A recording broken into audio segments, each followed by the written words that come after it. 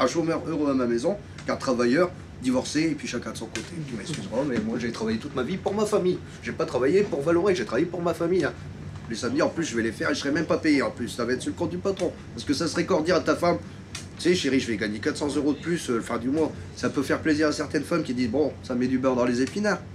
Mais dire à ta femme, tu sais, chérie, je vais perdre de l'argent, mais en plus, je vais jamais être là. Waouh!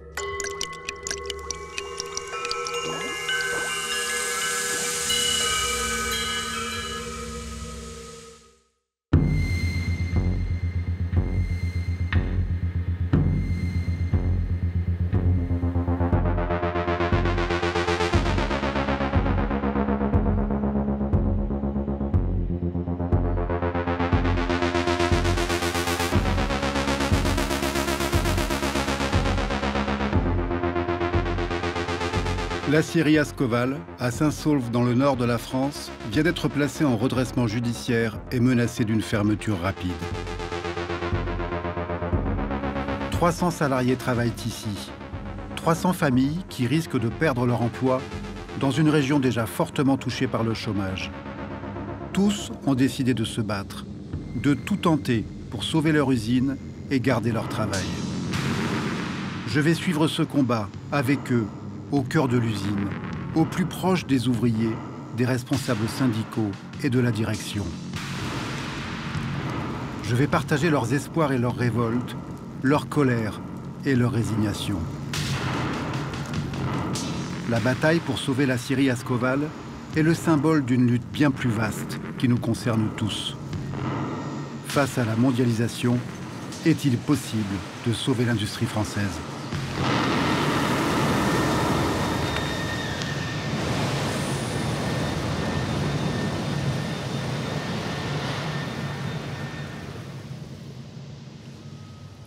Comment tu as accueilli l'annonce d'une possible fermeture de l'usine au départ? Bah, ça fait un choc.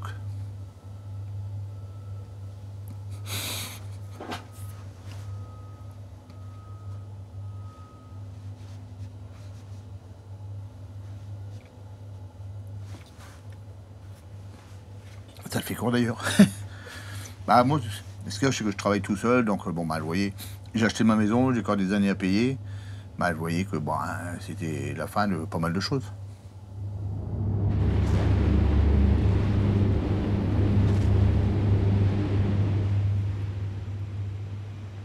Je crois que c'est la première fois que je regardais pas mes filles dans les yeux. Ouais. J'avais pas envie de leur parler de ça. J'avais pas envie d'en parler avec eux parce que, bah ouais, c'est marrant, un esprit de, je sais pas, de honte, de... J'ai commencé à en parler avec ma femme au bout de 3-4 jours où j'ai dit, bah, mais écoute, on va commencer à voir ce qu'on va faire différent, si on va changer de vie, si on va... Et c'est là où tu vois la force des femmes. Elle m'a pris dans ses bras et puis elle me dit, mais on va se refaire, t'inquiète.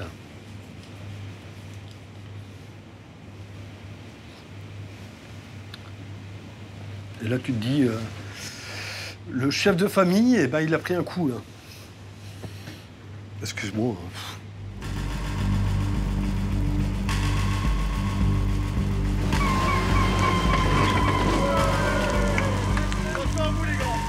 On est là pour défendre un petit peu, je dirais, notre emploi. Alors moi, à 58 ans, je suis surtout là pour défendre l'emploi de mes copains qui ont 25, 30, 35 ans. Il faut montrer qu'on n'est pas content et qu'on n'est pas décidé à se laisser faire pour n'importe quoi et pour n'importe qui. Et on a peut-être un peu froid, mais c'est pas grave. Le froid, ça passe en dessous.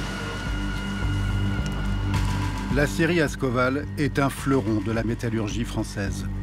Elle emploie des ouvriers hyper qualifiés pour produire des aciers spéciaux, des alliages au chrome et au carbone, utiles entre autres dans l'industrie automobile. Alors, pourquoi l'acierie est-elle menacée de fermeture? Elle a été créée il y a plus de 40 ans par Vallourec, un grand groupe métallurgique français. Vallourec diminue maintenant ses activités en France et les délocalise à l'étranger. En 2017, Vallourec a cédé 60% de son acierie à Ascométal, une entreprise déjà en grande difficulté financière, qui a fait faillite 1 an plus tard et entraîne l'aciérie dans sa chute. On a appris cette nouvelle, je me souviens, j'étais à Paris à 9h du matin un lundi. Et donc je me souviens, le lundi à 9h15, j'étais là, pétrifié, en se disant, mais qu'est-ce qu'on va faire? Bon, donc, après une tasse de café ou deux, le lundi après-midi, j'ai élaboré un plan B. J'ai appelé comme ça d'ailleurs, le plan B, en me disant, mais finalement, on a des forces, on a une compétitivité qui s'est renforcée, on livre nos clients actuels de manière tout à fait satisfaisante, ils sont enchantés sur la qualité, sur les délais, etc. Est-ce qu'on ne peut pas continuer comme ça pendant au minimum 1 an? Ce qui va nous permettre 2 choses. La première, c'est de continuer notre plan d'amélioration de la performance pour nous rendre plus sexy vis-à-vis d'un repreneur. Et la deuxième, c'est de trouver un repreneur.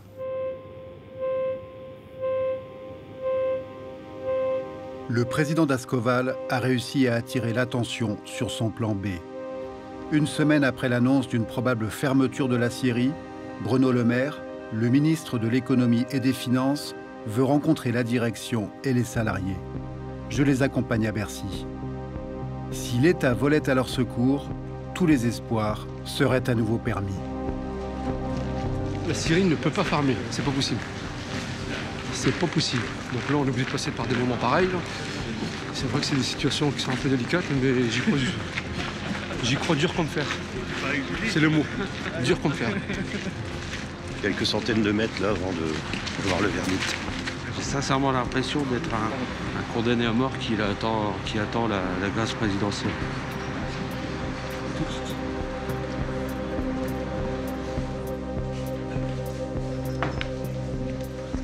Allez. Bien, bonjour à tous.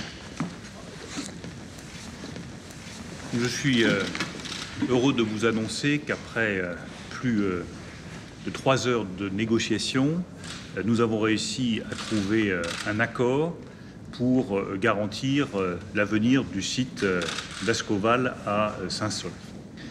Nous avons donc obtenu la garantie que sur l'année qui vient, le site de Saint-Saulve aura les commandes au prix nécessaire pour que l'activité soit rentable et que le site reste ouvert.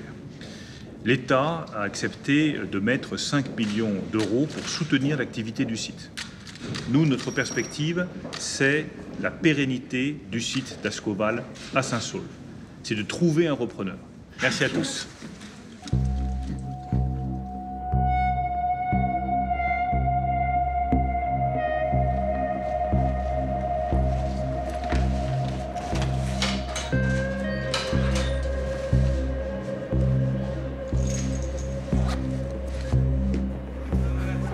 Ça va les frères?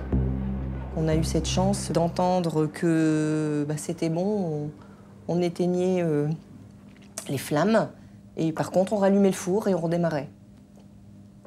Donc, quel sentiment ça? Ah ben ça c'est énorme. Vraiment. On était mort, on est vivant. Ouais. Ouais. Vraiment. Et aujourd'hui, très personnellement, je ne peux pas entendre quelqu'un qui dise, même si moi aussi je peux dire je suis fatiguée, j'en ai marre, ras-le-bol, je me dis qu'on n'a pas le droit. On a une chance de continuer, donc on doit tous bosser, on doit tous retrousser les manches et personne ne doit fléchir. On n'a pas le droit de fléchir.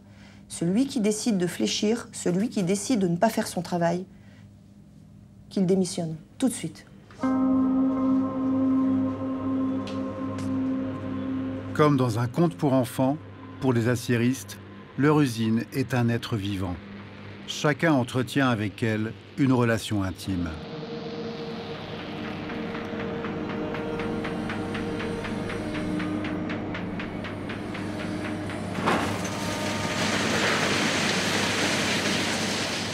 L'aciérie est une créature vorace qu'il faut nourrir en continu, avec des montagnes de ferraille.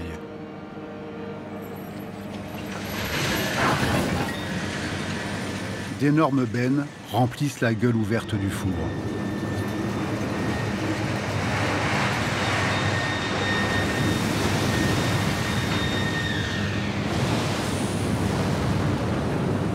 Parfois, le four peut prendre l'apparence d'un monstre échappé du conte.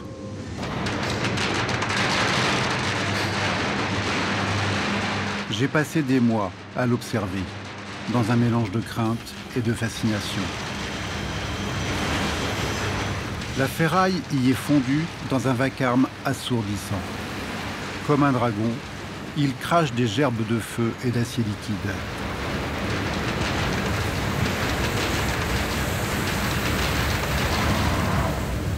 Et le calme revient. Alors, dans un silence oublié, l'acier coule. Enfin.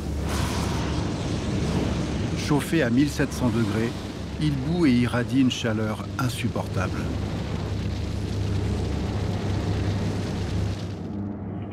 Méticuleusement, l'acier liquide est transporté. Il est purifié et affiné avec une immense maîtrise. Les aciéristes d'Ascoval sont les alchimistes de notre industrie. Ils transforment la vulgaire ferraille de récupération en aciers spéciaux les plus précieux.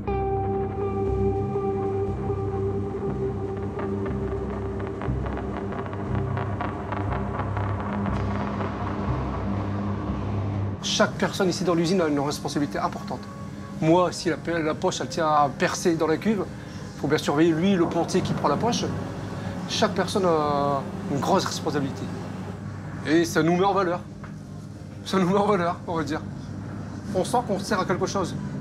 Et voilà, et nous, on n'a pas envie de perdre cet emploi-là. Le jour où l'usine va s'arrêter, allez, je vais me retrouver à travailler à la chaîne sans réfléchir, comme un robot, tu vois. Qu'est-ce qu'il y a, Johan? 2 tonnes. Donc, voilà. La sidérurgie, c'est vraiment un monde à part. C'est pas, voilà, on dirait des bourrins, mais non, derrière, il y a quand même un travail intellectuel, on va dire. C'est vrai qu'on est sale. C'est l'environnement qui est comme ça.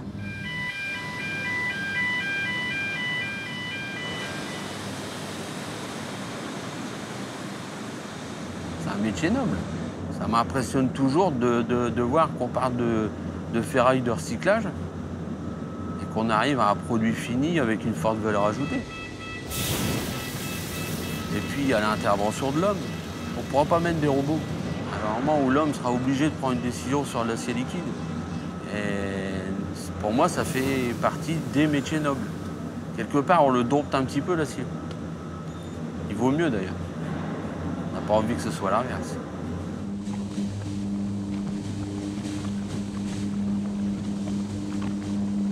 Quand on met notre casaque, notre équipement, les EPI, je ne veux pas comparer ça à un astronaute ou un cosmonaute. Pareil avec sa casaque quand il est dans l'espace. Mais je peux faire une comparaison. Parce que lui, il est tout seul dans l'espace, dans le vide.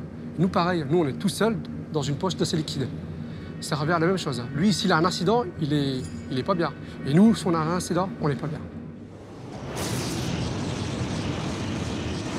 Cette chaleur-là, si tu restes trop longtemps, voilà, elle peut te piquer, et puis tu peux avoir très mal.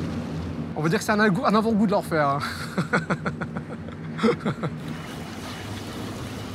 La fermeture de cette aciérie entraînerait l'oubli de savoir-faire acquis au cours de dizaines d'années de pratique.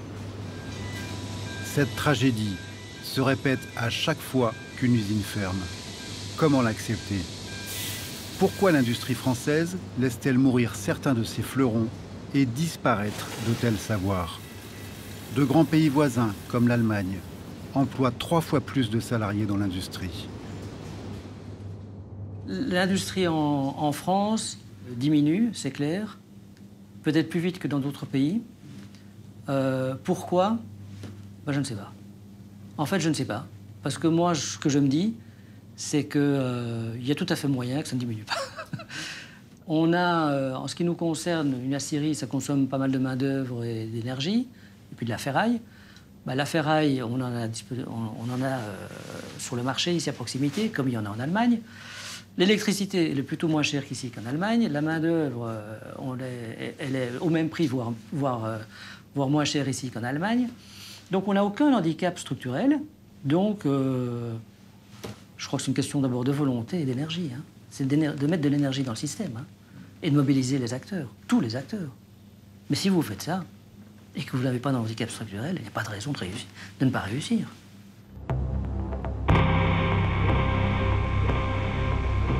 Pour avoir toutes les chances de plaire à un repreneur, la scierie doit devenir plus sexy, c'est-à-dire plus compétitive. Le président d'Ascoval a choisi une stratégie à l'opposé de ce que l'on observe habituellement.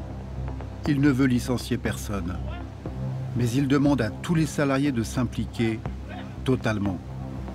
Alors, une immense chasse au gaspillage est orchestrée. Chaque dépense est remise en cause, chaque habitude interrogée. Bon, on fait une coulée, on vide complètement, on vide tout l'acier, on laisse rien dedans pour pouvoir réparer. Tant en sécurité, on a tout réussi, on a dit on s'occupe de notre sécurité et celle de notre copain. Et bah qu'aujourd'hui, par exemple, en titre d'économie, tout ce qui est électrique, on va savoir que nous, le four, il y a une très grosse consommation électrique.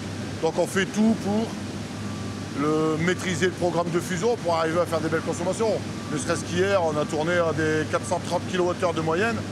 Il n'y a pas si longtemps que ça, on était supérieur à 500. Donc tout ça, c'est de l'argent de gagné.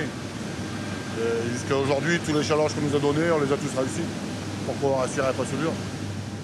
À leur niveau, qu'est-ce qu'ils peuvent faire pour améliorer les choses, réduire leurs coûts, et que chacun se dise, à mon niveau, je suis capable d'agir là-dessus. Je ne sais pas combien ça va rapporter, mais si j'agis là-dessus, au moins je sais que ça va contribuer.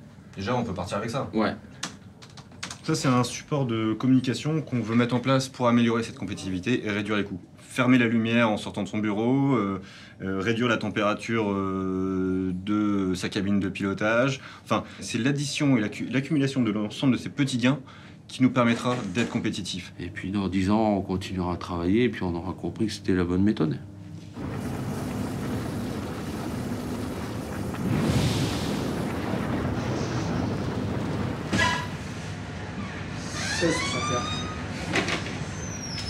Personne, on le bouge. La première fois quand je suis venu ici, pendant une semaine, je suis rentré chez moi, j'avais des larmes. Je dis c'est pas possible.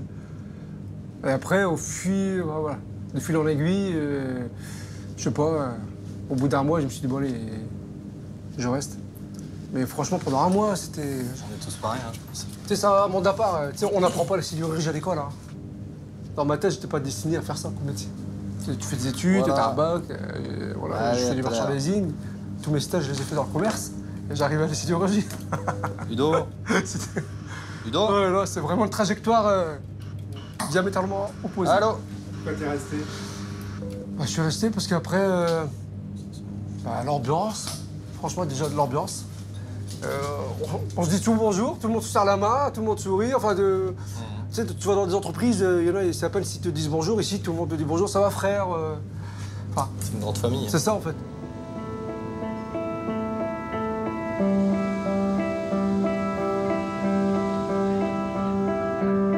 Par exemple, on est 4 semaines dans le congé, hormis le temps où on est parti en vacances, 4 semaines, ça fait long. Il manque quelque chose, il nous manque les collègues, il nous manque les copains, il nous manque notre four, quoi. Il nous manque le bruit, il nous manque la présence. C'est quelquefois bête à dire, mais c'est comme ça. Et je ne suis pas le seul à le penser, ça. J'ai jamais osé en parler, mais il y a beaucoup de gens qui m'ont dit la même chose.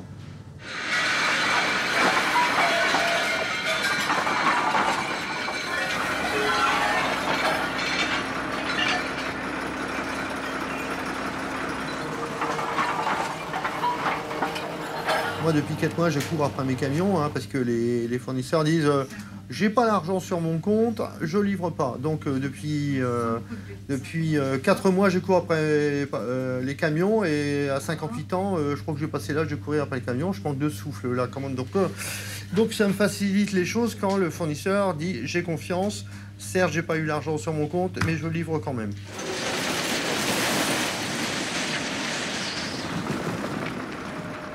Les sociétés ont peur de livrer, peur de ne pas être payées. Notre métier, c'est plus faire de l'achat, de la négo, prévoir des contrats.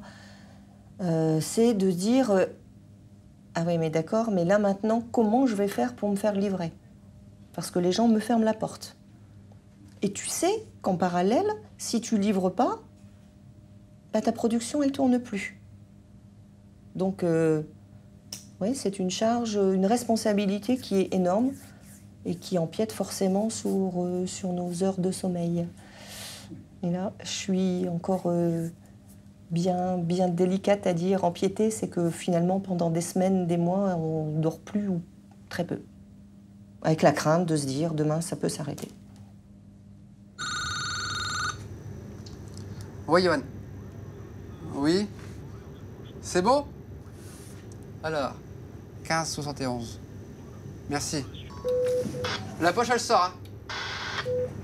J'adore mon travail, mais c'est juste l'atmosphère qui est pesante. C'est tous les jours, on parle de ça. Tous les jours, c'est est-ce qu'on va fermer? On sait rien. Incertitude complète. Moi, vivre le jour, j'ai horreur de ça. Donc, il n'y a pas, il faut que je trouve quelque chose. Il faut que je trouve une solution.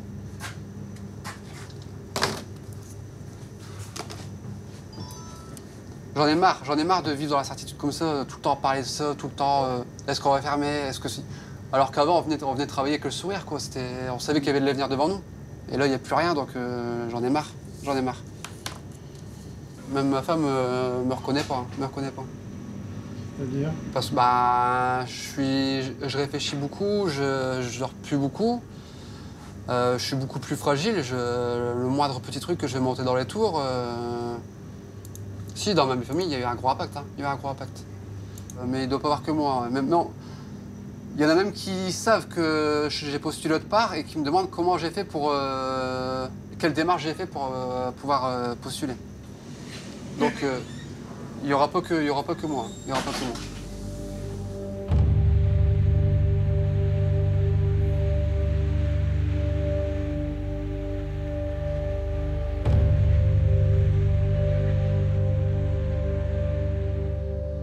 Sur la productivité du four, on est monté à 14,7, donc c'est un bon mois, c'est le meilleur mois de l'année aujourd'hui. Ce qui est remarquable, c'est la forge. Et puis la maintenance qui est dans le verre aussi, avec un taux de panne à 6,5, donc qui reste un très bon résultat. C'est absolument exceptionnel, quoi. Ça faisait longtemps qu'on n'avait pas d'aussi bons ratios. Et quand on interroge des gens, ce qui me plaît vraiment, quoi, c'est clair, c'est facile, ils maîtrisent leur sujet. Et ils sont vraiment préoccupés par... Il faut attention. Et ils ont des idées. Et franchement, chaque euro dépensé, c'est comme s'ils sortaient de leur poche. Moi, je répète, hein, ça fait 18 mois que je suis ici, mais ça fait 18 mois que je vois tous les mois des progrès, quoi. Et ne dis pas que je mettais n'importe quel chiffre, ils sont vrais. Ce sont des vrais chiffres. Ah, on a eu des moments difficiles, mais là, on vit bien.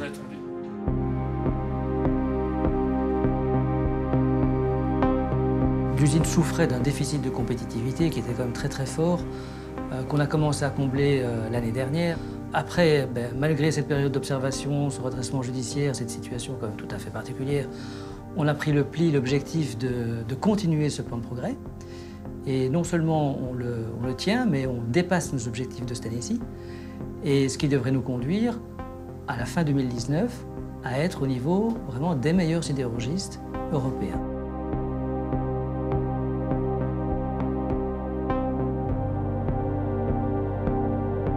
La chasse au gaspillage menée par tous les salariés livre ses premiers résultats. Ils sont spectaculaires. Le prix des barres d'acier, produites par l'usine, a presque été divisé par 2. Il passe de 400 à 240 € la tonne.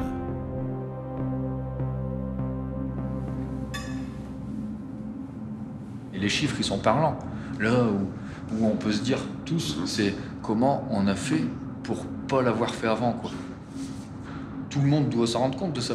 C'est qu'on était mauvais avant. On était peut-être bon, on disait toujours Vallourec c'est une très bonne formation et on regarde les gains en termes d'argent, tout ce qu'on a pu économiser grâce à l'effort de tout le monde. Sur un an. Alors que Vallourec c'est là depuis très longtemps. Après c'est une façon différente de gérer la société ou de manager. On fait des chèques en blanc. Avant, on sous-traitait beaucoup. C'est vrai que ça fait travailler les sociétés extérieures, c'est sûr. Mais on en oubliait, en fait, nous, ce qu'on savait faire. Donc dans le malheur, il y a quand même du bien. L'objectif maintenant, c'est que ça continue.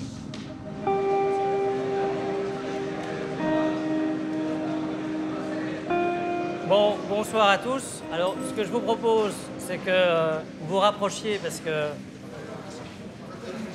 n'y a pas de micro, donc voilà. Alors, l'objet de la réunion aujourd'hui, c'est de vous faire un point d'étape sur les candidats repreneurs et leurs projets. Donc, aujourd'hui, nous avons 3 candidats. Donc, le premier est ce qu'on appelle entre nous le projet iranien. C'est en fait un projet qui est porté par quelques personnes qui ont reçu du gouvernement iranien l'exclusivité pour fournir les tôles pour construire un gazoduc en Iran. Deuxième projet, c'est le projet porté par Monaco Metal Corp. Il est d'installer un train à fil dans les halles de la tuberie. Il y a un réel déficit de fils en Europe, donc il y a un réel besoin.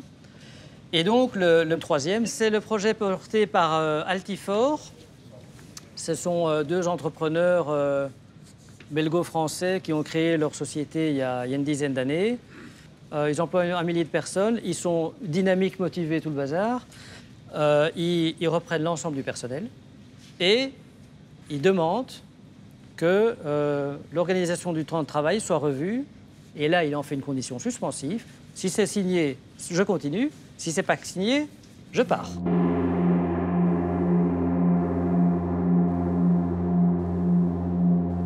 Aujourd'hui, ce sont les accords d'entreprise qui priment. Et donc, à ce titre-là, comme certains disent souvent à Bercy, les 35 heures, ça n'existe plus. Et donc, les candidats repreneurs ont mis des conditions suspensives, et notamment le fait de renégocier l'organisation du temps de travail. Aujourd'hui, le personnel posté, qui travaille 8 heures par poste, a 29 jours de RTT par an, ce qui est quand même absolument énorme, et le personnel de jour en a 27. Et ce qu'on propose, c'est que le personnel posté il passe de 29 à 20 jours, hein, et le personnel de jour, il passe de 27 à 12 jours de RTT. Ça réduira le coût salarial, parce qu'on doit être plus compétitif que ce que l'on est aujourd'hui. On est décalé en compétitivité.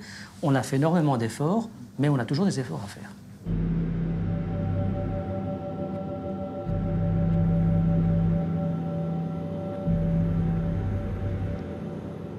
C'est un premier jus de la direction. Il ne faut pas oublier que c'est une négociation. Donc, ils ont donné la trame, il va y avoir des discussions derrière. Lui, il veut un accord temps de travail plus souple et plus moderne. Le monde actuel du travail veut de la souplesse, mais ça se négocie.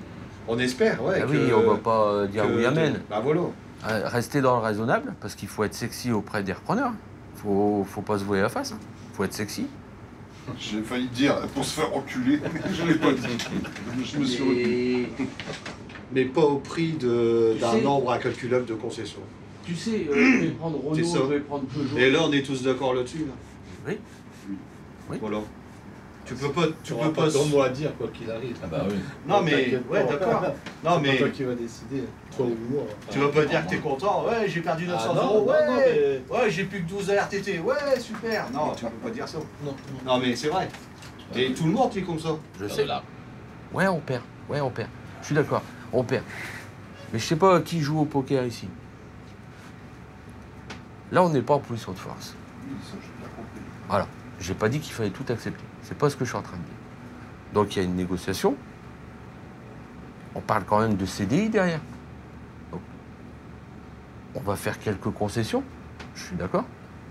Ça fait toujours mal au ventre de faire des concessions. Donc après, c'est un choix. On garde nos CDI ou on arrête. L'affaire, elle est réglée. Il faut savoir ce qu'on veut.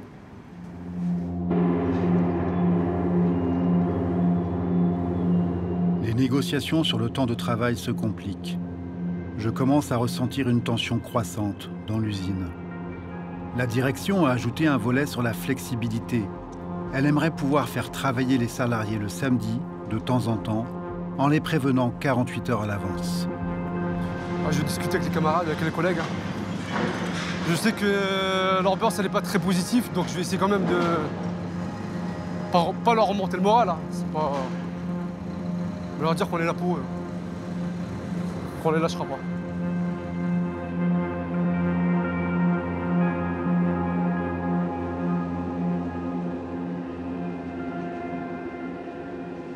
Je sais pas, mais là, on en vient que l'ouvrier, il n'y a plus aucun droit, quoi, quelque part. Hein.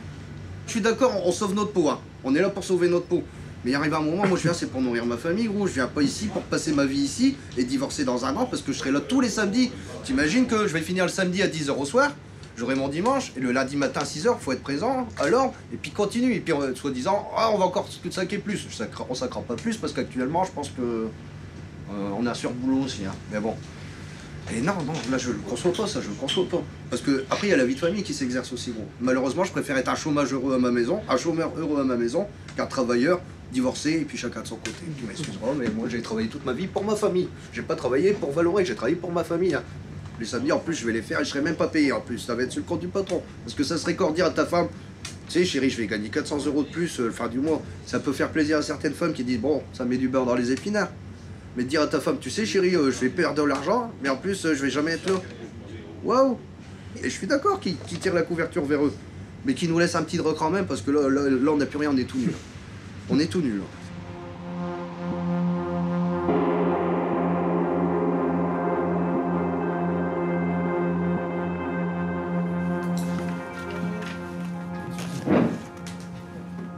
Vous savez que ça fait un bruit de bordel le samedi après-midi, vous savez ça?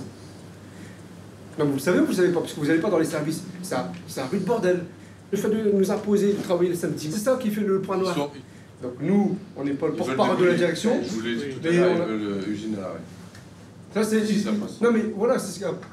Ah mais après, il faut vous mettre la réalité en face. Non mais je pense que vous êtes déconnecté. Vous êtes tellement pris dans la corde. Je vais aussi vous la mettre en face. L'usine à l'arrêt, je suis sûr qu'on la redémarre plus. Exactement. On va y aller sur On n'est pas en train de dire qu'on va travailler tous les samedis après-midi pendant un an. Enfin, c'est ça que j'arrive pas à comprendre. On n'est pas en train de dire ça. Il faut que vous compreniez une chose. C'est que aujourd'hui, il se passe quoi avec les salariés? C'est qu'ils n'ont plus confiance du tout. Parce que ça fait des années qu'on leur raconte des histoires. Donc, un patron, désolé, mais un patron qui dit ce ne sera pas tous les samedis, il ne le croit plus. Non, il croit pas. Mais encore une fois, c'est légitime de la part des salariés. Il y a un manque de confiance. Oui, tout à fait. Et si vous êtes sûr de votre fait, écrivez-le. Il n'y a plus de fantasme derrière. Là, le fait que ce soit noté, on pourra dire aux salariés, voilà, c'est autant de samedis par an. Point. Oui.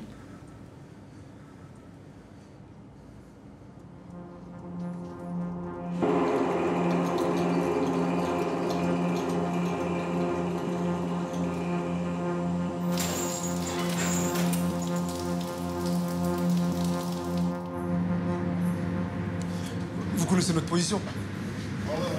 Les propositions que nous on a faites avec les autres organisations syndicales, elles n'ont pratiquement pas été retenues. Mais ça ne veut pas dire, j'ai discuté, ça ne veut pas dire qu'on travaillera tout le temps le samedi après-midi, ça va être rare. J'espère. Est-ce qu'on sera d'astreinte le samedi après-midi? C'est ça que je te demande. Est-ce qu'on sera d'astreinte?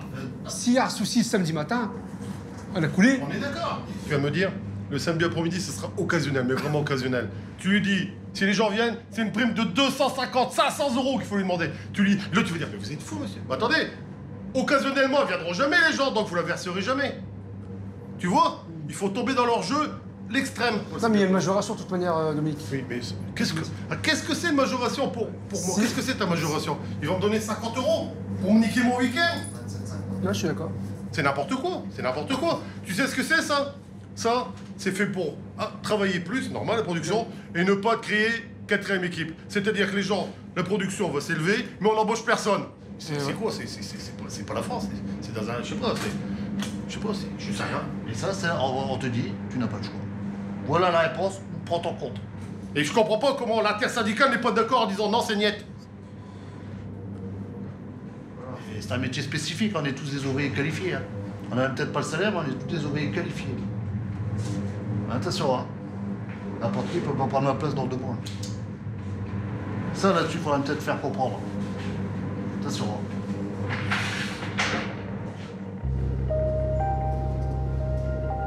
Sur tes épaules, t'as une charge qui s'alourdit. la responsabilité de signer ou pas signer. Après, on va nous dire oui, mais on a un redressement judiciaire. Il y a des potentiels repreneurs, ils peuvent la reprendre, l'usine. L'accord, ils peuvent le revoir. Mais en tout cas, nous, on ne le signera pas.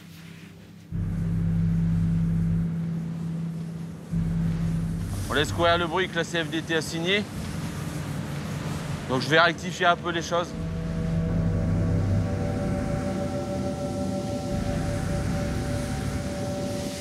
Non, mon lapin. Faut pas croire ce qui est dit, la CFDT, elle a rien signé du tout. Hein. Non, non. C'est encore en négociation.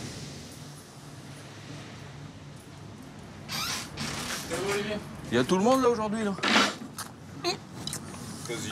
Donc moi on a des choses à me dire, alors on va me les dire en face. Donc Ah, tu peux dire à tout le monde de remonter, s'il te plaît, bon. Merci. Alors, je vous écoute, qu'est-ce qu'il y a là? Alors déjà, une vérité, la CFDT n'a rien signé.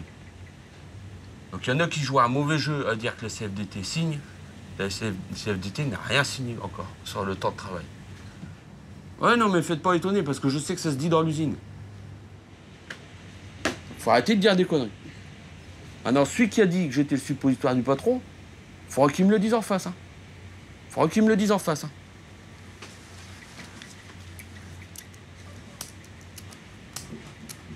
Je vous rappelle quand même que pendant 1 mois et demi, j'ai pas vu mes enfants. Vous le savez, ça?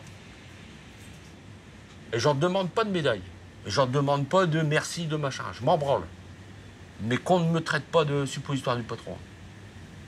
Moi, ce qui me gave, c'est d'entendre « Ah, CGT, elle signe rien. De toute façon, c'est des rebelles. Ouais, c'est des rebelles. » Bah, va bloquer le rond-point, mon grand.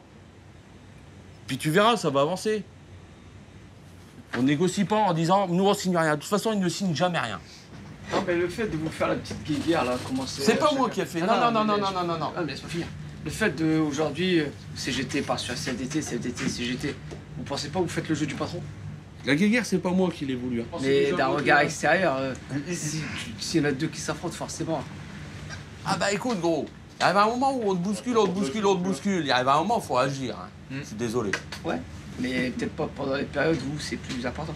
Bah, ça, tu peux l'expliquer, mais pas moi. Mais je suis désolé de vous le dire, les gars. Ça va vous faire mal. Mais il arrive un moment dans ce monde-là, on n'est plus en 1950. Hein. Mon grand-père était cégétiste. Et c'était pas un petit cégétiste de la série de Saint-Saulve. Hein. Déjà, il gérait assez 10 000 personnes à Ranzin et il était secrétaire général à Paris. Cette époque-là, elle est finie. Dites-vous bien une chose, si vous voulez continuer à travailler, il faudra faire des concessions et votre patron devra gagner de l'argent. Même si c'est fait mal au cul. Moi, ça me fait mal au cul. Savoir que je me lève tous les matins pour aller travailler, qu'il y en a qui se lèvent, qui allument l'ordinateur et qui sont riches à millions. Ouais, ça me fait mal au cul. Mais je n'ai pas de levier pour l'empêcher, ça. C'est soit je l'accepte, ou soit j'arrête. Mais il n'y a personne qui va venir nourrir mes enfants. Bon, à un moment, il faut savoir ce qu'on veut. Les efforts, on commence à l'avoir. Il faut remettre les pieds sur terre, les gars. Il y a 3 mois, on pleurait parce qu'on était fermés. Parce que tout le monde l'a oublié.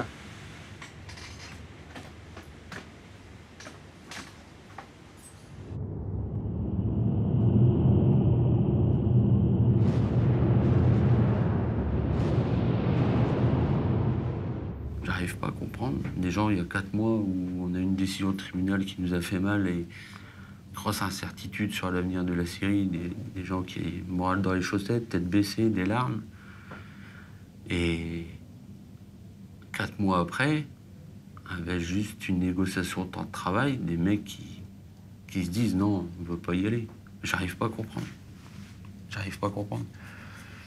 C'est ça aussi qui me met un gros doute dans ma fonction syndicale, mais même dans ma fonction professionnelle.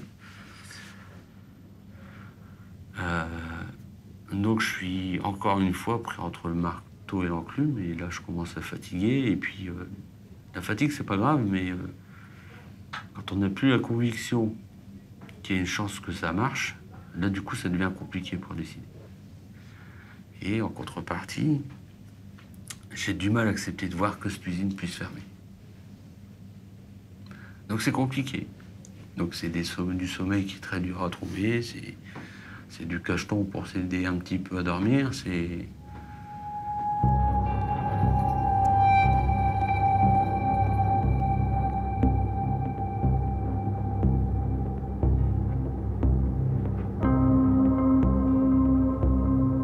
À ce jour, 2 repreneurs restent intéressés par l'acierie.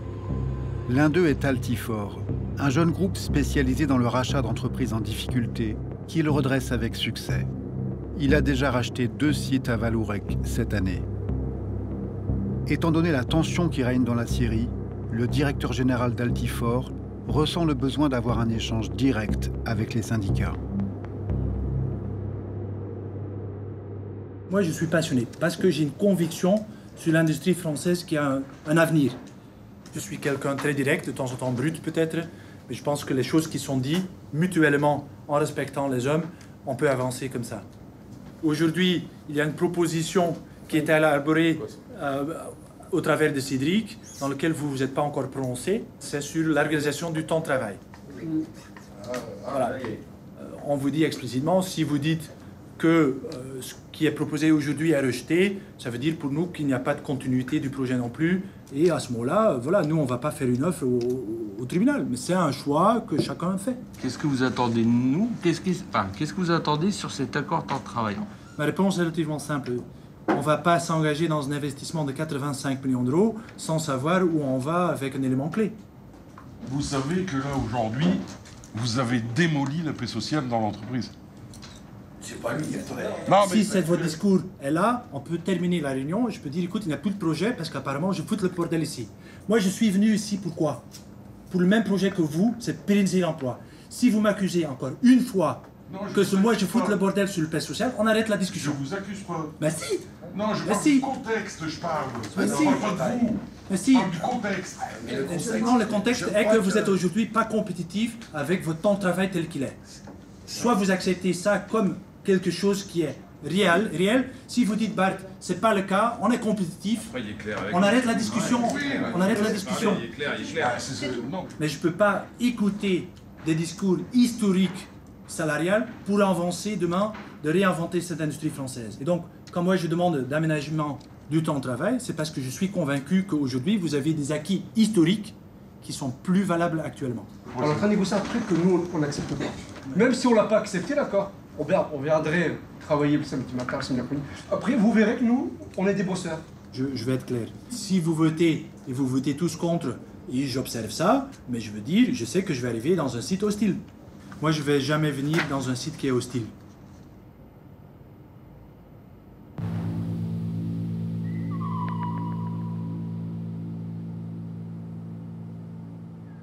Supposons qu'il y a 2 organisations syndicales qui signent et vous ne signez pas.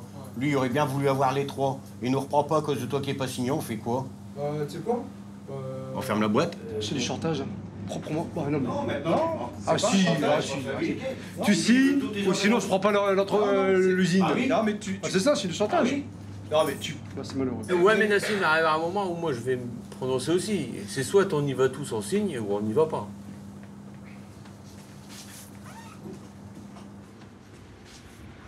Ouais, ça bouffe.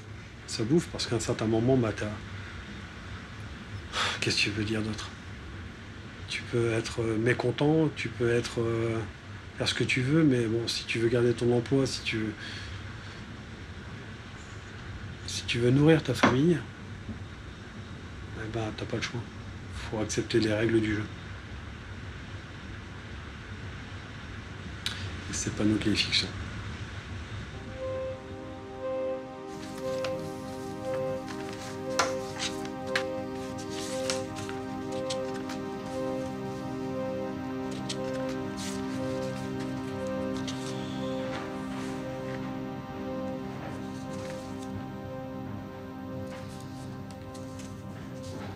Tu veux pas montrer ça à la télé quand même? J'attendais. Putain, c'est un acte difficile quand même, c'est pas... On a la responsabilité, Eric, tu vois, c'est pour ça, bon, on le fait pour l'intérêt commun, hein, tu vois. Parce qu'on est en redressement judiciaire, mais bon, faire de la pub pour ça... enfin, c'est pas de la pub, mais presque. À demain. Ok. Bonne soirée. La CFDT et la CGT décident de laisser leurs différends de côté. Chacun veut à tout prix sauver l'aciérie, et cela ne sera possible qu'en étant solidaire. L'intersyndicale retrouve toute son unité.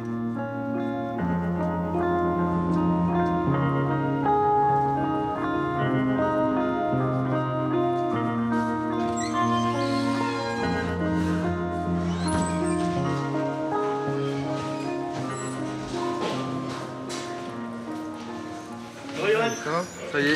Ton casier, c'est ça? Dernière fois, ouais. Dernier vendredi. Après combien de temps passé ici? 14 ans. 14 ans même casier. Toujours le même nom. Voilà. Je m'attendais pas que ce soit aussi dur quand même, parce que toute la semaine je me suis dit bon, ça va le faire, mais. Ouais.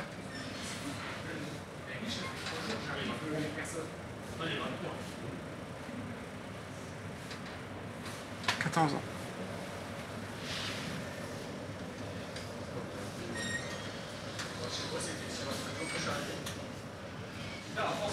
Ma carrière, je croyais la finir ici, en fait. Qu'est-ce qui t'a poussé à partir à ce point-là, si tu tenais autant? J'avais peur de l'avenir, en fait. Trop peur de l'avenir. Je peux pas me permettre, j'ai un enfant derrière, je peux pas me permettre de dire on verra si ça continue. Je pouvais pas attendre, j'ai eu l'opportunité de partir avec un salaire convenable. J'aide beaucoup, c'est vraiment un coup de poker. Ce que je fais, c'est dur, hein, mais je pensais pas que c'était aussi dur en fait. Parce que Hey Johan là! Dis-moi grosse. Dernière? Bon, ça va aller, moi. Ouais. Je l'ai dur. Ouais, mais faut pas t'en faire, gros. T'en fais pour moi, non? C'est pas de mes collègues. T'inquiète, gros, on est là encore. Hein. Tu viendras en vacances dans le Nord?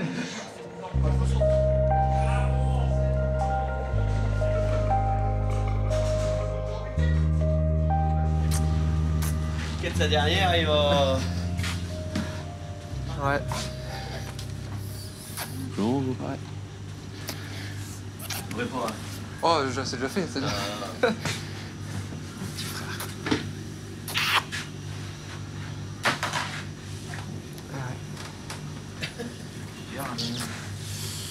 Ah, j'aurais pas cru.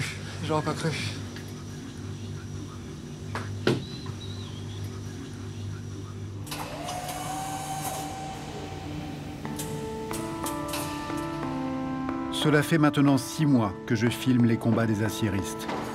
Leurs efforts payent. Ils sont devenus plus compétitifs et les deux repreneurs sont toujours intéressés. Mais pour que leur projet soit viable, ils ont maintenant besoin de l'aide de Vallourec. C'est le groupe français qui a construit cette aciérie en 1978 et en a été l'unique propriétaire pendant presque 40 ans.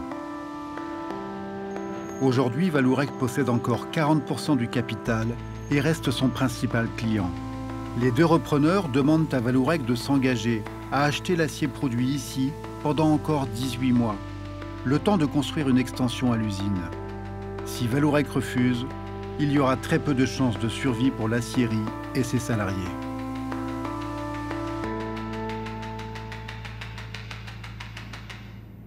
En synthèse, je dirais que la situation est difficile, et plus difficile que prévu. Hein ? Premier candidat qu'on connaît le mieux, je dirais, c'est Monaco, parce qu'il est venu, il nous a regardé dans tous les sens, il a mis beaucoup d'efforts pour préparer son offre. Mais il faut que Vallourec continue de s'approvisionner chez Ascoval à hauteur au minimum des volumes actuels pendant ces 18 mois. C'est ce qu'il a demandé à Vallourec mi-juillet, et Vallourec a dit non. Non sur tout. Tout. Bon. Et Vallourec n'a pas changé d'avis entre le 11 juillet, date de la rencontre, et ces derniers jours. Je dirais ils ont été effrayés par la position de Vallourec et ils nous ont écrit hier pour dire qu'ils se désistaient. Bon. Et puis il y a Altifort. Alors Altifort, donc les demandes étaient les mêmes, les réponses étaient exactement la même. Hein. C'était non sur tout. Donc on est quand même, malheureusement, toujours dans cette phase de forte incertitude. Si le 26, le tribunal dit « j'ai reçu aucune offre et il n'y en aura aucune autre parce que c'est certain, parce que voilà », il prononce à ce moment-là la liquidation de la société. Qui est effective, et là, l'administrateur judiciaire a 1 mois pour licencier tout le monde. D'accord ? Pourquoi le groupe Vallourec refuse-t-il de continuer à acheter l'acier d'Ascoval ? Comme beaucoup de grandes multinationales qui cherchent à augmenter leurs bénéfices, Vallourec délocalise progressivement ses sites européens dans des pays où la main-d'œuvre est moins chère et où les normes environnementales sont moins contraignantes. C'est cette stratégie qui les aurait poussés à se débarrasser d'Ascoval. De toute manière, le but de Vallourec, c'est de fermer toutes les usines en France. Au début, ils s'alimentaient en France, mais surtout 85% des aciers de Vallourec venaient d'Allemagne, hein, surtout. Ensuite, maintenant, ils sont partis s'alimenter en Ukraine, maintenant en Chine, au Brésil. Et nous, dans l'histoire, qu'est-ce qu'on fait? Si on ferme, nous, si la Syrie ne tourne plus, derrière, il y a la tuberie. Ça fait effet domino. Donc la tuberie aussi, elle va fermer dans quelques mois. Et si la tuberie, elle ferme dans quelques mois, bah, les usines d'Aulnoy-Emery, qui sont à 30 km d'ici aussi, elles vont, petit à petit, elles vont fermer.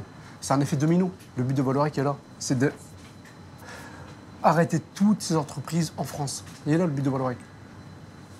C'est comme ça que je le vois, moi. Nous, on va mourir, la tuberie, elle va tomber, et Aulnoy-Emery, ils vont tomber. Voilà.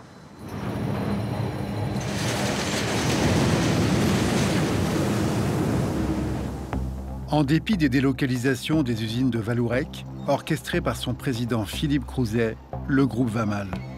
En 5 ans, il a perdu 3,5 milliards d'euros.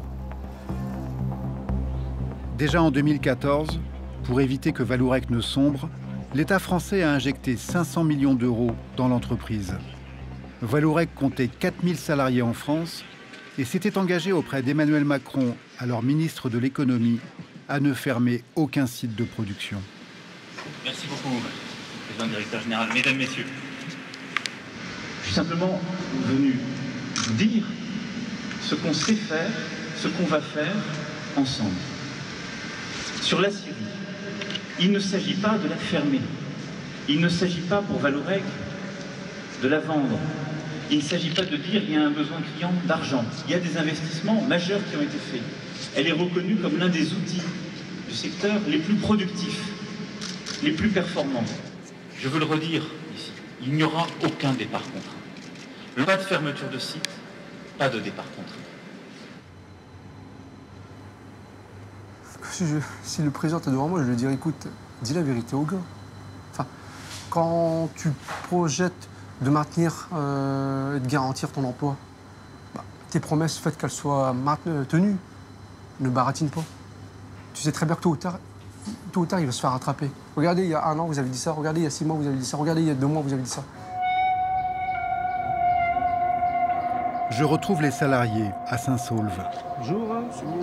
Les maires des communes autour de la scierie et les responsables politiques de la région les soutiennent activement. Voilà. Allez-y, rentrez. Ils se sont donné rendez-vous pour pousser un cri d'alarme. Depuis qu'il a investi dans Vallourec, l'État en est actionnaire à hauteur de 16%. Lui seul peut faire pression sur Vallourec pour l'inciter à soutenir le plan de reprise de la Syrie. L'État est actionnaire principal de Vallourec et donc il a un rôle déterminant à jouer dans la décision que Vallourec prendra. Parce qu'il peut effectivement venir apporter, tout simplement, le rappel, ne serait-ce que des quelques centaines de millions d'euros qui ont été versés il y a un an et demi, au groupe Vallourec, pour lui tenir la tête hors de l'eau et lui permettre de rebondir à un moment où l'économie mondiale était difficile.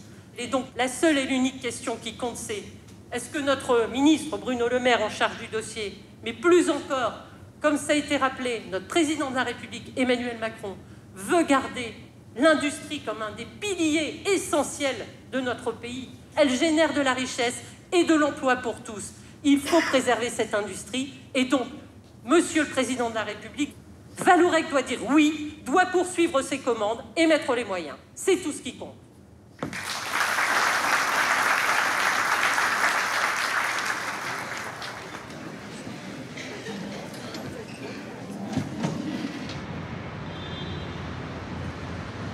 On a été convoqué aujourd'hui à Bercy par le ministre Bruno Le Maire.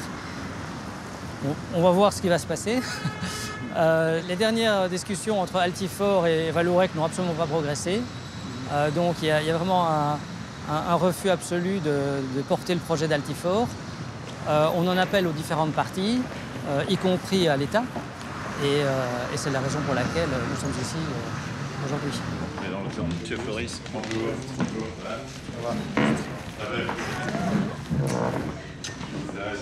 Asseyez-vous. Je suis très heureux qu'on puisse échanger sur la situation d'Ascoval et voir quelles sont les perspectives. Donc ce dont nous sommes convenus, c'est de travailler dans les 5 semaines qui viennent sur cette option de reprise. Donc bien sûr que nous allons négocier pied à pied avec Vallourec. Nous sommes actionnaires à travers la BPI à hauteur de 16% dans Vallourec. Donc ça nous donne voix au chapitre. Et on va utiliser cette possibilité-là pour regarder avec Vallourec comment est-ce qu'ils peuvent garantir des commandes pour le site d'Ascoval et donc assurer une transition pour que le site reste ouvert. Moi, ma priorité, je le redis, c'est que le site d'Ascoval reste ouvert, qu'il y ait un repreneur solide et qu'il y ait des commandes par la suite. Mais je ne cache pas aux salariés la difficulté de cette reprise dans une conjoncture qui est compliquée et avec un Vallourec qui est aujourd'hui dans une situation qui n'est pas simple.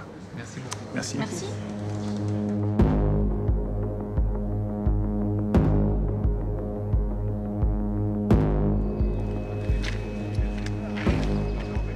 Aujourd'hui, il y a une lueur d'espoir petite, mais il y en a une.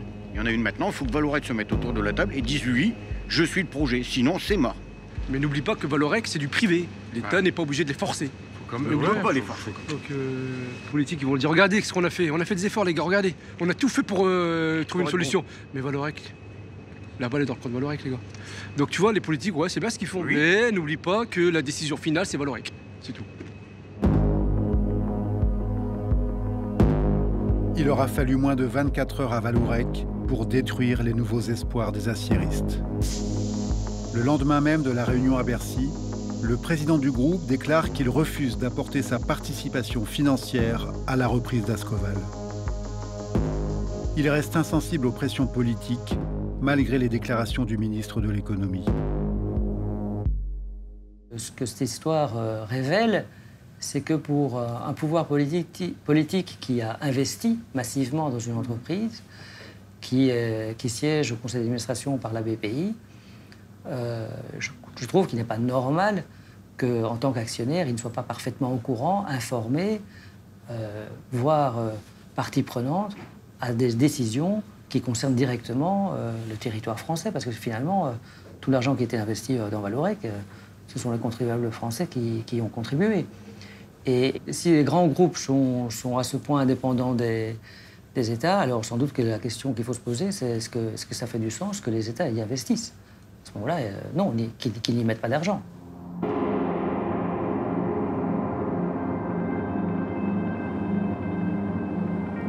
Trois jours plus tard, des visiteurs du soir s'invitent à l'acierie. Alois Kirchner, le conseiller industrie du ministre de l'économie et des finances, s'est déplacé en personne et demande à rencontrer les responsables du personnel. Une visite à l'improviste comme ça, où on nous dit, bah voilà, il y a 2 personnes du ministère qui arrivent avec le sous-préfet, ils viennent visiter l'usine, ils viennent, on se dit tiens, ils viennent se rendre compte de ce que c'est que le travail, c'est peut-être qu'ils s'intéressent à notre dossier. Nous, on est encore, on va dire, sur la bonne passe avec l'échange de Bruno Le Maire quelques jours avant, qui dit mes services vont travailler uniquement sur la reprise d'Ascoval. Donc on se dit, bah, ils viennent voir l'état de l'outil pour mieux le défendre. On se met en salle, et puis là, on nous sort le discours à la Vallourec que le dossier n'est pas viable, c'est pas 180 millions, mais c'est 280, c'est pas 18 mois pour la forge, mais 24, le carnet de commandes tient pas la route. En gros, ils sont venus nous démonter le projet, quoi, en disant le projet n'est pas viable. On est sorti de là mais déboussolés, désarçonnés, plus de mots, et ils nous ont abattus. On s'est pris 2 uppercuts. C'est violent. On a un sentiment de trahison. Parce qu'on a d'un côté monsieur le maire qui fait tout pour aussi nous aider. Puis derrière, il envoie ses sbires en catimini, un vendredi soir, en fin d'après-midi, avant le week-end, pour vous dire, bon allez les gars, c'est pas bon, va falloir trouver une autre solution, autre que le Tifort. Donc l'autre solution, autre que le Tifort, c'est la fermeture. Donc franchement, ça nous a... Bon, moi, de mon côté, je commence à douter de la part de la voix du ministre. Je me dis, c'est pas possible. Et après, les gens ils vont me dire, c'est normal, c'est des politiques. En général, les politiques, voilà, ils veulent se montrer très intéressants devant les caméras. Puis, mais derrière, voilà, le projet, peut-être qu'il aboutirait pas. On avait cette crainte-là. Un homme politique s'engage auprès des salariés d'Ascoval. Xavier Bertrand, le président du Conseil régional des Hauts-de-France, se bat pour éviter une nouvelle catastrophe industrielle et sociale dans sa région. Je l'ai vu participer depuis le début à toutes les négociations entre le repreneur, Vallourec, et l'État. Comment on peut caractériser la divergence entre une déclaration d'un ministre et les actions de son conseiller industriel? Une volonté délibérée de saper le projet, de flinguer le projet. Comment on explique ça? Tout ça? Duplicité. Duplicité, tout simplement. Vous savez, j'étais de l'autre côté de la barrière, j'étais ministre pendant 7 ans. Je suis pas un saint, mais je crois jamais avoir pratiqué comme ça. Ils ont essayé par tous les moyens de saper la confiance dans le repreneur. Ils ont essayé par tous les moyens de dissuader le repreneur. Et on pourrait penser que c'est l'État qui dirige, comme ils ont 17% de Vallourec. Non. C'est Vallourec avec sa situation inquiétante, et puis aussi, je le dis, avec les très bonnes connexions, avec la proximité, avec les amitiés qu'ils ont au cœur de l'État, et pas seulement à Bercy, qui tire complètement les ficelles et qui dit très clairement, laissez tomber cette entreprise, on va proposer des emplois de remplacement, mais il faut laisser mourir cette entreprise. Voilà pourquoi Vallourec va passer son temps à flinguer les différents projets de reprise. Ça pose quand même la question des moyens d'influence de Vallourec à l'intérieur de Bercy. Comment ça fonctionne? Bon, les connexions, ils sont tous copains, ils se connaissent tous. Ils se connaissent tous, hyper proximité. Vous savez, c'est aussi tout pareil de cette complaisance d'État. Un jour, on est au cœur de l'État, on est dans les cabinets ministériels, puis le lendemain, on se retrouve à la tête d'une grande entreprise, et puis on continue à se voir, on continue à se parler. Ils sont tous copains. Ils sont tous copains. Le groupe Vallourec est présidé par Philippe Crouzet, qui a tissé depuis ses études d'importants réseaux. Sorti major de l'ENA, il a travaillé pendant 5 ans au prestigieux Conseil d'État avant de rejoindre le secteur privé. Sa femme, elle aussi diplômée de l'ENA, est issue de la fameuse promotion Voltaire, comme François Hollande, Ségolène Royal et bien d'autres. Elle a passé 3 ans à l'Élysée dans l'équipe du président Hollande, au même moment qu'Emmanuel Macron. Le parcours professionnel de Philippe Crouzet et de son entourage illustre bien la proximité entre l'administration de l'État, le monde politique et les entreprises privées. Derrière, tu as des humains, tu as des salariés, tu as des familles. Et parce que lui est copain avec un tel, que sa femme elle travaille à l'Élysée, que on a travaillé ensemble, on était à la même école. Parce que aussi, bon, on était à la même école. Bon, allez. Je vais te faire plaisir, on va arrêter l'usine, on va fermer l'usine, 300 bonhommes. Tu sais, derrière, 300 bonhommes, ça impacte pas mal. Enfin, quand je dis 300 bonhommes, 300 salariés, puisque des hommes et des femmes. 300 salariés, mais t'inquiète pas. Je vais t'arranger ce coup-là, donnant. Faut arrêter en France, faut que ça cesse. Il faut une réelle politique industrielle.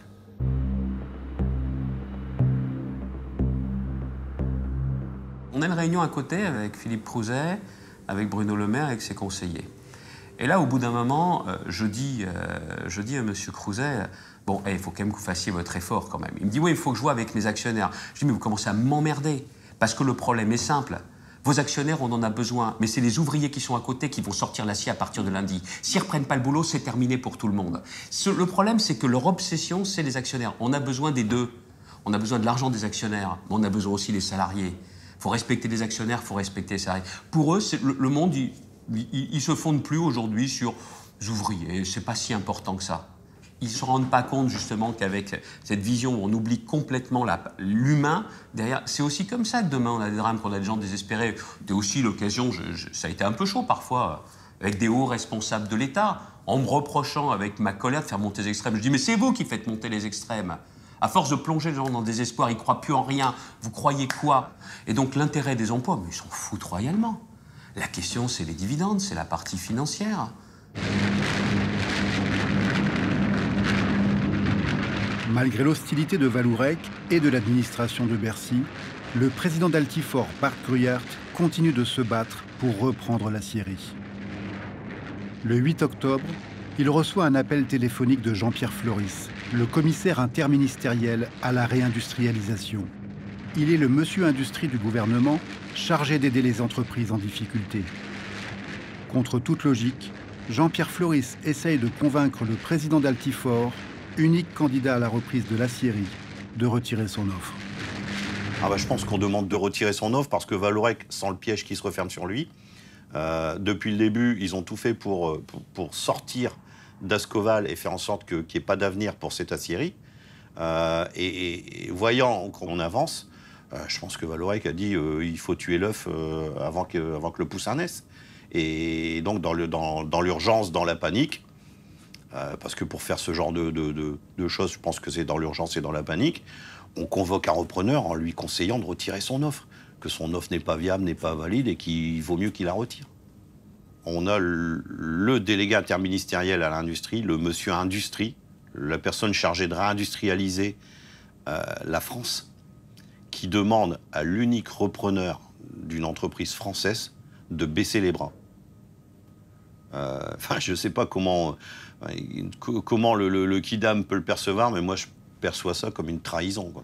Ça, c'est plus du cynisme d'État, c'est un scandale d'État. Que celui qui soit chargé de retrouver les activités industrielles soit là pour décourager le repreneur, ça en dit long. Moi, de toute façon, ce jour-là, j'ai dit je veux plus le voir, plus lui parler. Bon, toujours est-il que ce qu'il fait là, c'est innommable. Innommable. Mais seulement, c'est un intérêt. Il n'y a plus de repreneurs. Personne dépose d'offres. C'est rideau, c'est fini, terminé. L'État y est pour rien. Il n'y a plus de repreneurs. Qu'est-ce que vous voulez qu'on fasse, ce repreneur? C'était beaucoup plus commode. Heureusement qu'il a tenu, hein, le repreneur. Dans les 72 heures autour de ce coup de téléphone, ce qu'on sait moins, c'est que Bart Gruyart subit 6 contrôles fiscaux dans ses entreprises. Le hasard. Le hasard. Ouais, 6 contrôles fiscaux, là, tout de suite après, c'est le hasard, allons.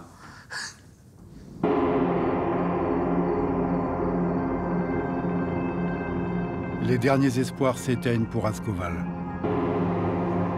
Dans un communiqué envoyé directement à la presse, le groupe Vallourec refuse de manière définitive de participer au plan de reprise.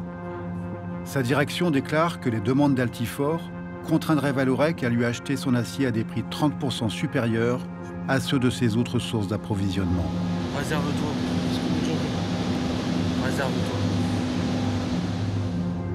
Après 9 mois passés aux côtés des aciéristes, je réalise difficilement que leur combat est perdu.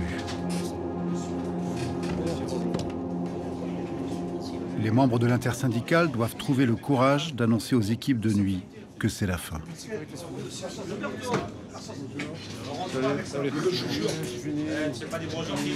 Excuse-moi, Stan.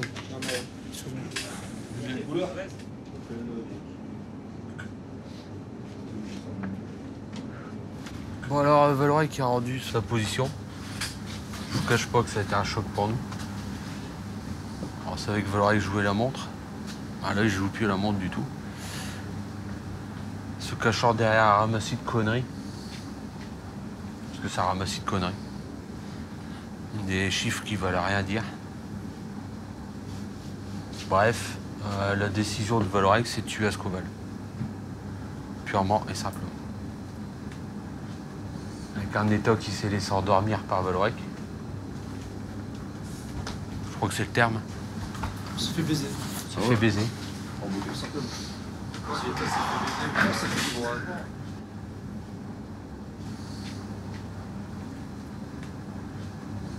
Moi, j'en veux à l'État. Hein.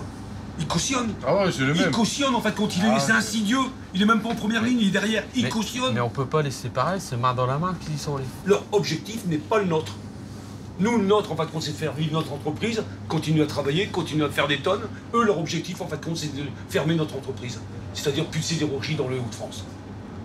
En France. Mais plus d'industrie dans le Hauts-de-France. Parce qu'aujourd'hui, l'automobile va bien, donc là, on y va, Toyota. Là, on y va, Toyota.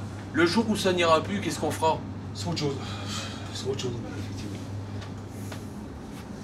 Je pensais qu'on pouvait démontrer qu'on pouvait se battre sans forcément que brûler des pneus au rond-point. Bah, l'État vient de nous dire qu'on a eu tort.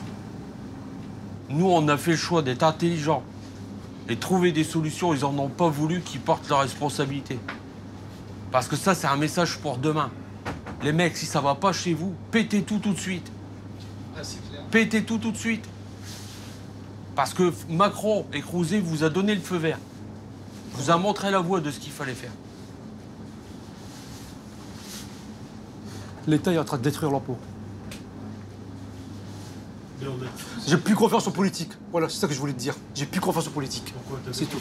J'ai plus confiance aux politiques. Bon, au début, de temps en temps, t'as toujours une lueur d'espoir avec certaines personnes. Mais j'ai plus confiance aux politiques avec ce qui s'est passé là. C'est fini. Ils veulent qu'on crame en France, ils veulent qu'on crame des pneus. Voilà, tout simplement. Putain, on a été professionnels depuis le début. On s'en fout de notre gueule.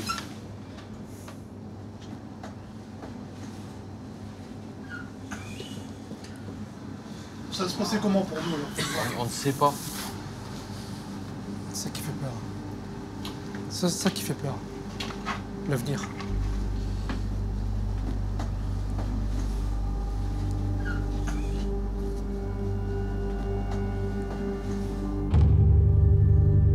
Les salariés décident d'arrêter l'usine. À 23h30, dans un ultime rougeoiement, les dernières barres d'acier d'Ascoval sortent de la coulée.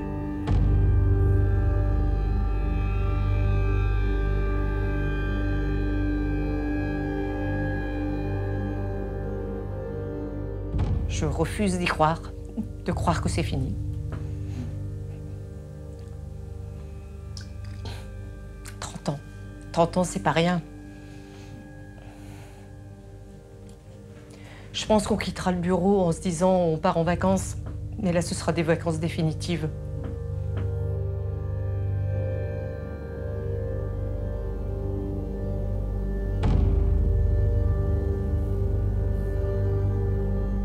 J'étais quelqu'un de bien, quelqu'un qui a bien fonctionné dans la vie, hein, par ma sueur, par mon courage, sans vouloir me vanter, mais voilà, j'ai gravi tous les échelons. Je suis parti du plus petit pour arriver au plus grand, enfin au plus grand à mon niveau. Et puis, tout se dégringole. Puis là, tu te dis, attends, tu vas refaire tout ce que tu as fait là pendant 30 ans. Tu as bossé comme un malade pour arriver à ce que tu es aujourd'hui comme chef de poste. Et puis, tout dégringole. Puis c'est fini. Tu n'as plus assez de vie pour dire d'arriver, de recommencer ce que tu... Et là, voilà, tu te dis, bah, c'est revenir au départ.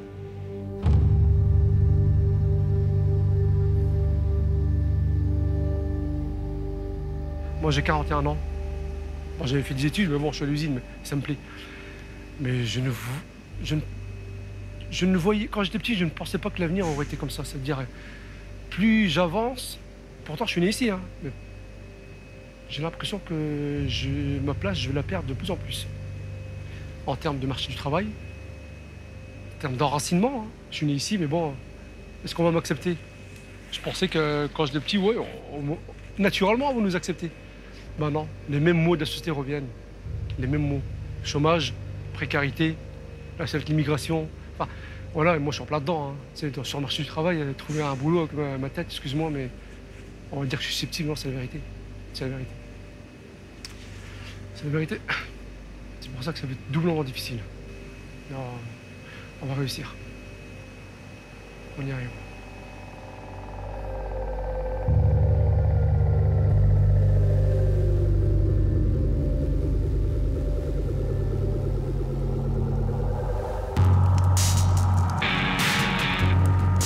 Dans un ultime élan de contestation, les aciéristes d'Ascoval sont retournés au carrefour. C'est là que je les avais rencontrés il y a 9 mois, au bord de la route, au milieu des fumées de pneus enflammés. Aujourd'hui, ils ont le sentiment que leur combat n'a servi à rien. Les mêmes pneus en feu, les mêmes fumées, et un avenir sombre à affronter. Les responsables de l'usine sont invités dans l'urgence à une dernière réunion avec Vallourec et des représentants du ministère de l'économie. Mais avant cela, l'administrateur judiciaire se rend à l'usine pour aider les salariés à organiser leur défense. On ouvre la séance. Oui. Ouais, je trouve le comportement de Vallourec dégueulasse. C'est dégueulasse. Donc fouard de moi. C'est un coup de crayon, il nous assassine.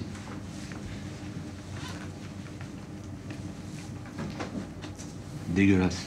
Monsieur Bardi, enfin, on est d'accord que l'attitude de Vallourec est absolument irresponsable, et bon, voilà. Mais il y a peut-être encore une petite chance, et en tout cas, je dirais que tant qu'il y a de la vie, il y a de l'espoir, il faut se battre jusqu'au bout. Et j'espère que la réunion de tout à l'heure nous permettra peut-être d'entrevoir une lueur d'espoir. Alors peut-être que je rêve un peu, mais en tout cas, j'irai jusqu'au bout. Il y a une usine. Moi, ce qui m'intéresse, c'est les emplois de cette usine. D'accord?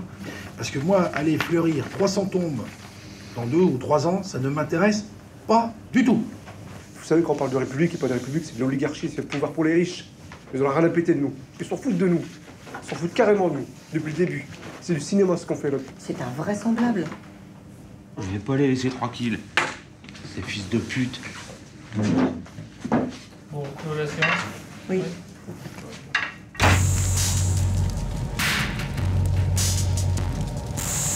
La réunion est organisée à Valenciennes. Le ministre de l'économie n'y viendra pas. Je vous rappelle que notre train est destination de Valenciennes. Il envoie sa jeune secrétaire d'État Agnès Pannier, nommée il y a à peine une semaine. Elle doit planifier la fermeture du site. Je pense que si on arrive à la conclusion qu'il n'y a pas de débouché pour cette usine, il faut aussi être responsable et en tirer les conséquences. Je rappelle que les débouchés sur les aciers spéciaux, ce sont des débouchés qui vont sur des centrales à charbon, ce n'est pas tout à fait un marché porteur, et par ailleurs sur l'automobile, où les capacités sont quand même aujourd'hui assez adressées. Donc ensuite, il y a des alternatives sur les aciers simples. Encore faut-il que cette acierie qui produit grosso modo 500 000 tonnes soit compétitive par rapport à d'autres aciéries. Donc plutôt que de proposer un projet qui ne serait pas pérenne, sachant aussi réfléchir à des alternatives et à des reconversions. C'est un petit peu le plan que j'ai en tête.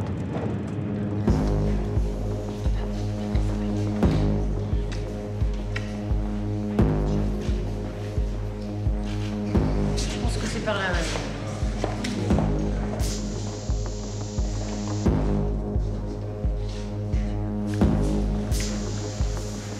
Bonjour à tous, je sens l'inquiétude et l'émotion chez les représentants des salariés et je sais que la situation est très difficile. Voilà, j'accueille cette émotion. Alors je pense qu'on a eu un coup de bol phénoménal. C'est ce remaniement ministériel qui a fait arriver des nouvelles têtes. On a une secrétaire d'État qui est venue au front. Et là-dessus, je salue son courage, parce qu'elle ne connaît pas le dossier, elle est en place depuis moins d'une semaine, et c'est elle qui vient au combat. Avec des billes faussées, puisqu'elle arrive en disant il n'y a aucune solution, il n'y a que le reclassement. C'est ce qu'elle dit dans le train. Et on commence à discuter avec elle. Elle est sûre que le dossier est foireux. Et on lui explique les façons de faire des uns et des autres. On lui explique la convocation de Bart Gruyère par Jean-Pierre Floris qui lui demande de retirer son offre. Et là, on voit que son regard change, quoi. Je suis en face d'elle et je vois que son regard change. Je vois qu'elle est en train de comprendre qu'il y a des choses pas normales dans ce dossier. Elle était surprise. Parce qu'elle s'est retournée, elle a regardé quand même Monsieur Kirchner, enfin, tous les acolytes, tous ceux qui travaillent autour du Syrie, autour de Monsieur Floris. Et là, elle se regardait, puis voilà, ils se regardaient, puis elle était sans voix. Je veux saluer les salariés parce que le fait est qu'ils ont fait montre depuis 10 mois d'énormément de responsabilité et d'efficacité. Moi, ma préoccupation, c'est d'être capable de leur donner dans plusieurs jours et pas dans plusieurs mois ni plusieurs semaines une réponse qui soit claire et que je puisse leur dire les yeux dans les yeux. Si Altifort est capable, avec notre appui, de continuer à monter un plan qui tienne la route, nous, on le soutiendra. Agnès Pannier arrive à convaincre le ministre de l'économie, Bruno Le Maire, de repartir de zéro. Elle prend de la distance avec les notes défavorables au dossier réalisées par les conseillers de Bercy. Et dans l'urgence, elle charge un cabinet d'expertise indépendant d'étudier en toute objectivité la viabilité de la reprise par Altifort. Une semaine plus tard, les salariés d'Ascoval sont de nouveau invités à Bercy. Le ministre de l'économie et Agnès Pannier doivent y annoncer les résultats de l'expertise. Enfin, pour une fois, on a viré le mec qui gère le dossier comme un manche depuis le départ, qui s'appelle Floris. Et je crois que si lui, il avait été viré depuis longtemps, je crois qu'on n'aurait pas été obligé de brûler des pneus au rond-point parce qu'on aurait été écouté. Ce mec-là, c'est un manche, ils ont bien fait de le sortir.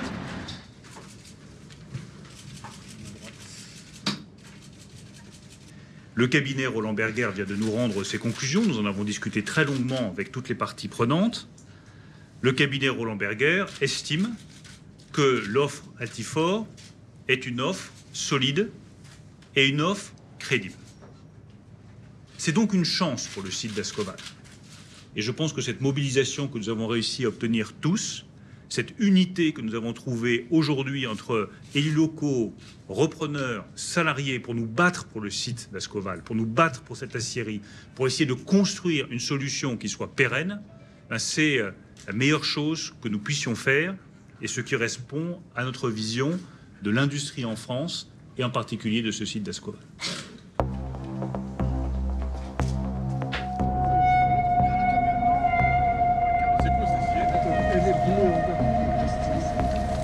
Arrête-toi, faire un bisou. Si, beau sûr. Ma femme me donne un bisou. Petit bisou aux femmes. Un bisou. Un petit bisou quand même de nos maris. Ah, je veux bien. Je veux bien faire un bisou. Bonjour. Allez, bon courage. Ouais. Merci. Je retourne à l'aciérie. L'espoir renaît parmi les salariés en grève.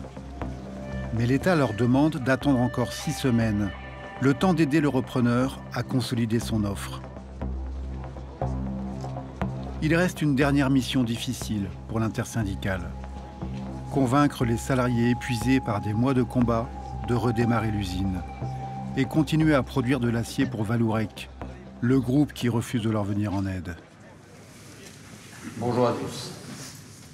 Alors vous avez fait un travail formidable, vous pouvez être fiers de vous, parce que vous avez fait plier le gouvernement. Le gouvernement qui n'était pas avec nous il y a une dizaine de jours, aujourd'hui il est de notre côté. Et alors ça valait le coup de débrayer une semaine. Alors ne baissez pas la tête, j'en vois certains qui baissent la tête. Il ne faut absolument pas baisser la tête. Il y a une semaine, c'était pas gagné les mecs. Hein. Il n'y a encore rien de gagné. Il n'y a jamais rien de gagné dans la vie. Et quand on veut quelque chose, il faut aller le chercher, Lionel. On est allé chercher le gouvernement de notre côté. Je sais que c'est difficile. Je vous dis toujours la vérité. Je ne suis pas là pour vous vendre la messe. Hein. C'est pas gagné. Et il va falloir encore aller le chercher. Et ce qui est certain, c'est que si on ne redémarre pas, on est mort, les mecs. Ils nous mènent en bateau, ça continue. Ils nous mènent en bateau depuis combien de temps que c'est reporté. Le problème, c'est qu'on n'a plus confiance au gouvernement. J'ai entendu le maire, il disait qu'il manquait 180 millions. Il y en a marre maintenant, il faut des garanties, Olivier. Il faut que ce soit du noir sur blanc. Mais non, mais vous me faites rire. Vous croyez qu'un projet, ça se monte en 2, 3 mouvements. Je vous rappelle que le projet est redémarré de zéro la semaine dernière. Un businessman, tu ne montes pas comme ça en 2 jours. Ou alors, si le mec le monte en 2 jours, moi, je lui fais pas confiance au mec. Parce que c'est un charlatan. Maintenant, tu dis, oh là, le truc qui est prévu sans Vallourec. Donc moi, je veux bien retravailler, mais je sors pas rien pour eux. Pareil. Est-ce qu'on se bat pour travailler ou est-ce qu'on se bat pour se venger de Vallourec? Vallourec, il va faire quoi? Vallourec, on va leur servir leurs produits et ils vont être contents, Vallourec. Ils vont dire, ils m'ont fini le produit. Maintenant, j'ai dit à Bruno Le Maire, faut les laisser tranquilles. Vallourec, il nous aura mis une belle carotte. Et il sera content. Il aura gagné, lui. Alors, lui, Vallourec, nous... Est-ce que je peux répondre, juste, Lionel? Je comprends que la pilule, elle passe pas sur Vallourec. La vraie question aujourd'hui, c'est qu'est-ce qui va nous faire avancer? C'est quoi qui va nous faire continuer à percevoir notre salaire et à nourrir nos enfants? Aujourd'hui, t'es certain que c'est plus Vallourec. Et si on veut avoir une chance d'aller au bout, les mecs, va falloir oublier ces rancœurs. L'État est en train de négocier avec Vallourec pour certaines choses. Nous, ce qui nous importe, nous, c'est notre avenir. Et notre avenir, on lui donnera une chance si on redémarre le boulot. Et moi, je vous demande, redémarrage lundi, pour sauver cette putain d'usine, merde. Qui est contre? Qui est contre? Non, qui est contre, c'est plus facile. Faire un vote et... Et qui est pour? Mais putain que je vous aime.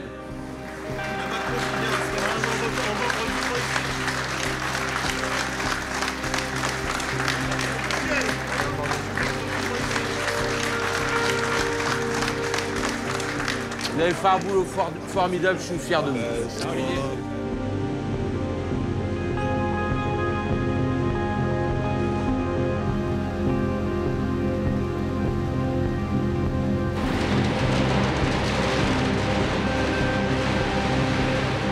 Le ministre de l'économie demande à Altifort de changer totalement d'approche et de monter un projet sans Vallourec. La tâche paraît impossible. Il faut trouver de nouveaux clients et des financements avant la date d'audience du tribunal. Ils ont moins de 6 semaines. Avec l'aide du cabinet Roland Berger et un engagement enfin réel de Bercy, les équipes d'Altifort réussissent un exploit. En un temps record, elles remplissent le carnet de commandes de l'acierie et bouclent le financement nécessaire à la reprise. Mais quelques jours avant l'audience du tribunal, Vallourec annonce au repreneur que le bâtiment dont il a absolument besoin pour construire l'extension de l'usine n'est plus disponible, contrairement à ce qui était convenu. J'apprends hier que Vallourec a contracté cette année-ci un bail précaire pour une activité qui va être mise en place exactement à l'endroit où Altifort demande à installer son train à fil. Personnellement, je m'interroge sur le pourquoi tant de haine. Pourquoi tant de haine? C'est pas possible qu'il n'y ait pas autre chose que j'ignore. Quoi, par exemple? Je ne sais pas. C'est certain que les résultats en Europe sont mauvais, sont très mauvais. Est-ce que la stratégie de Vallourec, c'est d'abandonner totalement l'Europe? Est-ce que c'est d'abandonner la France et de garder les activités en Allemagne? Est-ce que c'est de créer un joint venture avec Interpipe en Ukraine et de finalement servir l'Europe à partir d'Ukraine? Je ne sais pas. Mais il y a quelque chose. En tout état de cause, ils ne veulent pas que vous surviviez. Et en tout état de cause, il y a quelque chose qui les conduit à ce qu'on ne survive pas. Et là où j'ai vraiment des difficultés, c'est qu'à partir du moment où on est justement devenu indépendant de Vallourec, parce qu'on nous l'a demandé, je ne vois pas quel est le problème pour Vallourec à ce moment-là.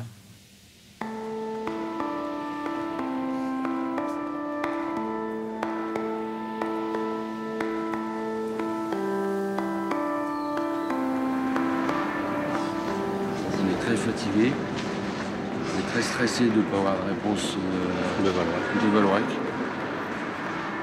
Enfin, c'est le stress à son maximum et je savais que la dernière ça allait être dur, mais à ce niveau-là, franchement. Je pense qu'on aura tout lu sur ce dossier. On arrive là, on ne sait pas quelle sauce on va être mangé. Ah, le combat syndical est dur quand même parfois.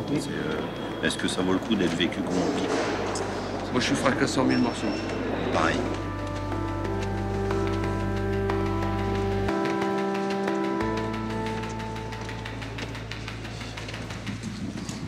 Bon, Eric, c'est à mon avis la dernière fois. Hein. C'est vrai? Ouais. Confiant? Oui, confiant. Confiant, tous les feux sont ouverts quand même. Hein, cette fois-ci, ça devrait aller. Mais quand on dit tous les feux sont ouverts, j'ai quand même certaines difficultés à calculer le nombre de feux qu'il y a, parce qu'il y en avait quand même beaucoup qui étaient au rouge au début. Et puis il y en a un qui est resté au rouge très longtemps. C'est le feu de Vallourec? C'est le feu de Vallourec. Hein. Les discussions sont terminées cette nuit à 1h du matin. En disant quoi? C'est pas parfait. C'est pas parfait. Les bâtiments, c'est bon? Oui, c'est bon.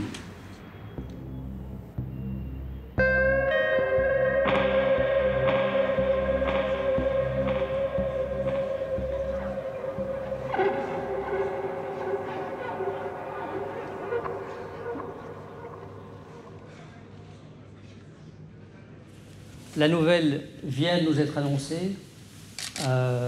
Le tribunal de Strasbourg a validé l'offre de reprise par Altifort et avec une date d'entrée en jouissance au 1er février.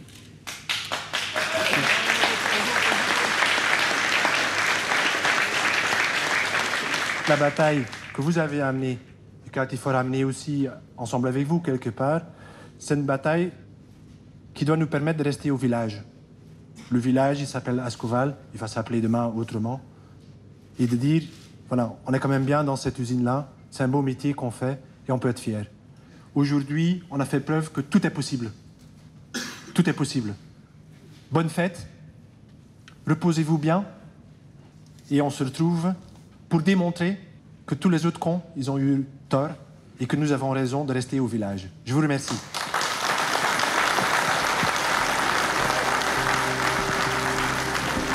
Merci mon pote. Bon bisous, je le remercie. Félicitations. Merci.